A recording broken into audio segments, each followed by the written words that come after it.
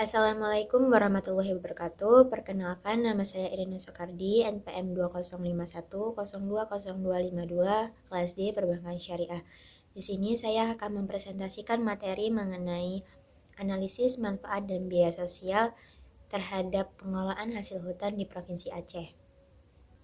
Analisis manfaat dan biaya merupakan salah satu teknik penilaian resiko yang membantu penggunanya untuk memilih atau memutuskan pilihan atau opsi perlakuan mana yang perlu diambil untuk suatu resiko.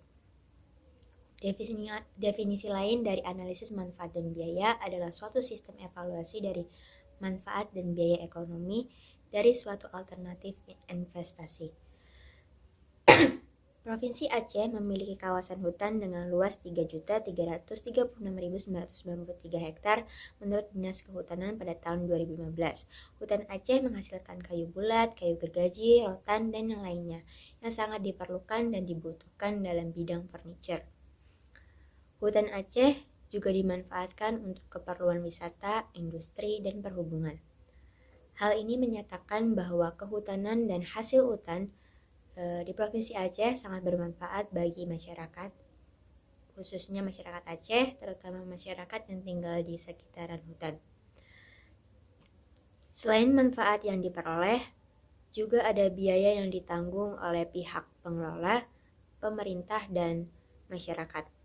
Hutan Aceh saat ini sangat memprihatinkan menurut data WALHI atau Wahana Lingkungan Hidup Indonesia.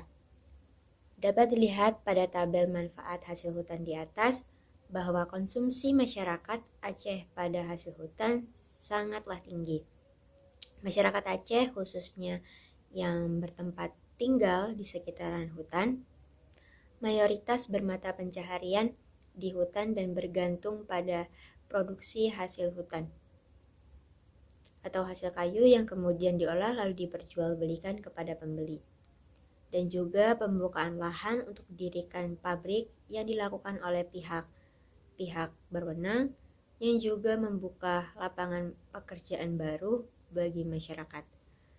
Hal ini sangat membantu perekonomian masyarakat di sana, tetapi masyarakat kurang sadar akan dampak dari penebangan pohon yang dilakukan secara besar-besaran dan pembakaran hutan tanpa disertai upaya untuk pelestarian hutan tersebut,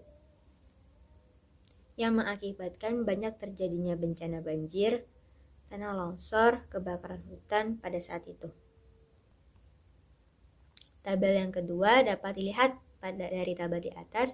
Semua biaya merupakan akumulasi dari total biaya yang dikeluarkan oleh pemerintah dan masyarakat. Biaya terbesar adalah biaya kerugian bencana akibat dari pengelolaan hutan dan lahan produksi yang kritis. Selebihnya merupakan biaya pengelolaan hutan dari Dinas Kehutanan dan biaya kerugian kayu temuan. Dari data yang ada dapat disimpulkan bahwa biaya pengelolaan hutan lebih besar dari manfaat yang diperoleh.